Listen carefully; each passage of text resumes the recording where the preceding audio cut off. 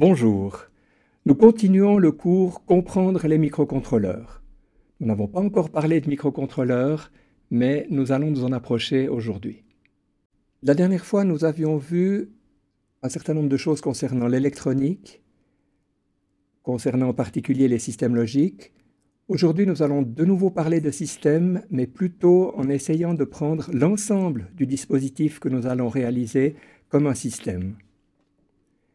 Nous allons en particulier étudier les systèmes combinatoires et également trouver une méthode pour synthétiser d'une manière simple ces systèmes combinatoires. Dans le tableau que vous avez sous les yeux, vous voyez un système dans son ensemble avec tout à gauche les entrées, avec les sorties tout à droite, avec tout un flux d'informations à travers le système. Alors, à l'entrée, il y a le monde physique, il y a donc des grandeurs physiques qui vont pouvoir entrer dans notre système. Et de la même manière, à la sortie, ce sera des grandeurs physiques. Nous sommes connectés au monde réel. Un petit peu plus loin, on a des transducteurs qui vont transformer les grandeurs physiques en grandeurs électriques. Il est en effet beaucoup plus facile de manipuler des grandeurs électriques que d'autres grandeurs physiques. De l'autre côté, de la même manière, on a des actuateurs qui vont repasser du monde électrique au monde de la réalité, aux grandeurs physiques. Toute cette partie-là qui est au centre était précédemment faite par des systèmes électroniques qu'on appelait de l'électronique analogique, mais actuellement on a tendance à avoir une étape supplémentaire, c'est de transformer avec un convertisseur analogique numérique les grandeurs électriques en des valeurs numériques, en des nombres. Ces nombres pourront être manipulés par un système logique. Et à la suite, évidemment, il faudra repasser au monde des grandeurs physiques avec un convertisseur numérique analogique pour finalement actionner l'actuateur. À noter que les convertisseurs analogiques numériques se notent généralement ADC, Analog to Digital Converter, et les convertisseurs numériques analogiques DAC, Digital to Analog Converters. Revenons au système logique qui était le cœur du système que nous avons présenté tout à l'heure, avec ses entrées sous forme donc déjà numérique, ses sorties également sous forme numérique et un traitement qu'on appelle un système logique. Comment faire pour décrire un tel dispositif? La manière la plus simple de représenter un tel dispositif, c'est une table de vérité. La question qu'on se posera, c'est est-ce que tous les dispositifs, tous les systèmes logiques peuvent être représentés par une table de vérité? Et pour le moment, essayons de comprendre cette table de vérité.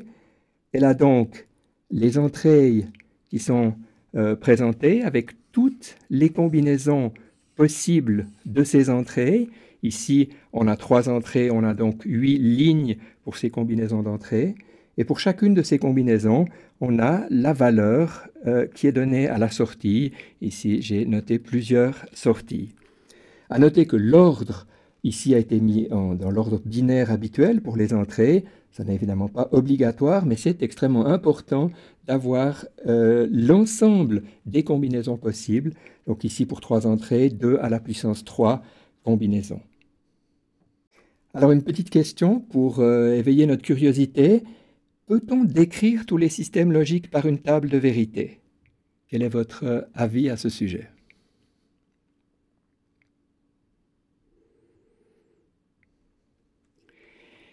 Alors la réponse, c'est non. On ne peut pas décrire tous les systèmes logiques par une table de vérité. On le verra plus en détail dans le chapitre suivant. Dans un système combinatoire, à chaque combinaison d'entrée correspond une et une seule combinaison de sortie. Par contre, ce n'est pas le cas dans les systèmes séquentiels.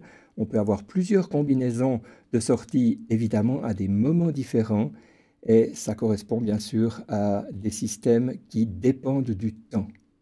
La question qui se pose maintenant, c'est comment faire la synthèse d'un système logique combinatoire. On a sa table de vérité.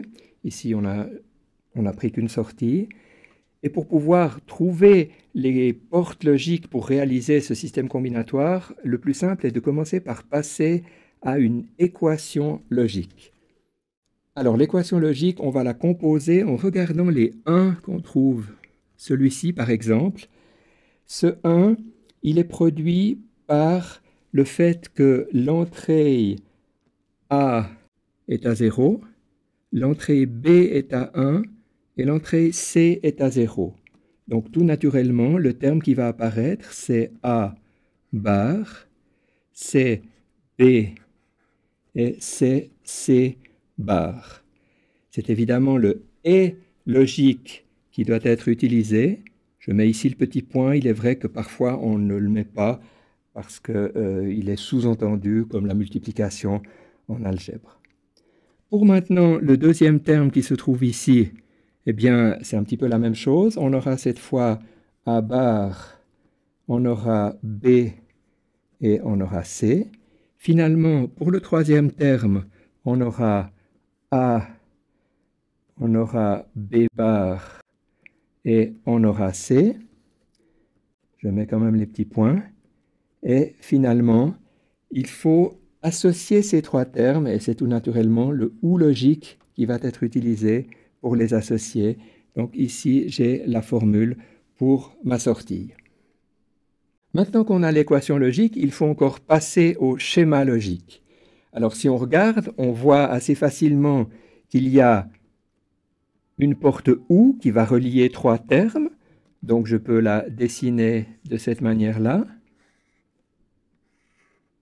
On a maintenant trois entrées à cette porte OU avec chaque fois une porte ET. Je vais simplement ici dessiner la première avec ces trois entrées et la liaison de ce type-là, avec chacun des termes tels qu'ils sont, tels qu'ils apparaissent sur la formule. Le résultat final est celui-ci, avec un schéma dans lequel on voit une porte OU et un certain nombre de portes ET. Le problème qui se pose, c'est que les portes ET, tout comme les portes OU, sont difficiles à réaliser avec des circuits électroniques. On l'a vu dans le chapitre électronique. Une porte, pour pouvoir avoir cette capacité de régénérer le signal, doit être une porte qui inverse. Donc on sait beaucoup mieux faire des portes NAND, par exemple, ou encore des portes NOR. Alors remarquez la petite astuce qui a été utilisée. On a rajouté dans ce dessin des petits ronds aux deux bouts de chacun de ces fils, ce qui fait qu'on ne va pas dégrader la polarité du signal. Et finalement, le résultat qu'on obtient ici montre bien qu'on a exclusivement des portes NAND.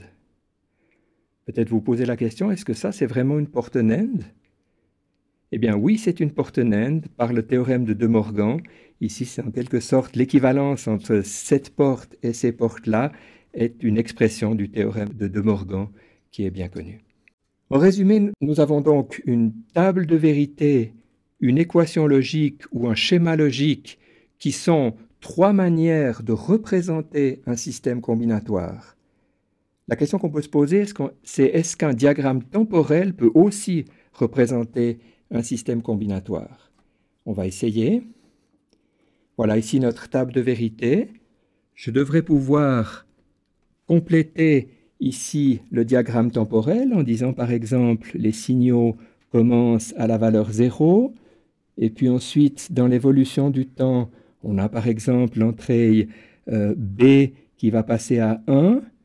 Alors ça aura pour conséquence à cause de la troisième ligne de la table de vérité que la sortie va passer à 1. Ensuite on peut continuer à voir l'évolution des signaux. Par exemple, A pourrait passer à 1, et dans ce cas-là, ça va correspondre à une ligne où la sortie est à 0, donc il faudra redescendre à 0, et on pourrait continuer ainsi de suite. Le problème est évidemment que on n'est jamais sûr d'avoir tout écrit, donc un diagramme temporel n'est pas un bon outil pour représenter un système combinatoire. On préférera donc les tables de vérité, le schéma logique ou encore tout simplement l'équation en algèbre de Boole. Nous avons maintenant donc un outil qui nous permet de concevoir des systèmes combinatoires à partir de la table de vérité, d'évoluer vers l'équation logique et le schéma logique, le réaliser ensuite avec des portes bien réelles si nécessaire. On n'a pas trouvé forcément la solution la plus simple avec la méthode qui a été présentée, mais ça sortirait un petit peu du cadre de ce cours. Dans la suite, nous allons parler de systèmes séquentiels, donc qui ne sont pas combinatoires, qui dépendent de l'évolution du temps du système.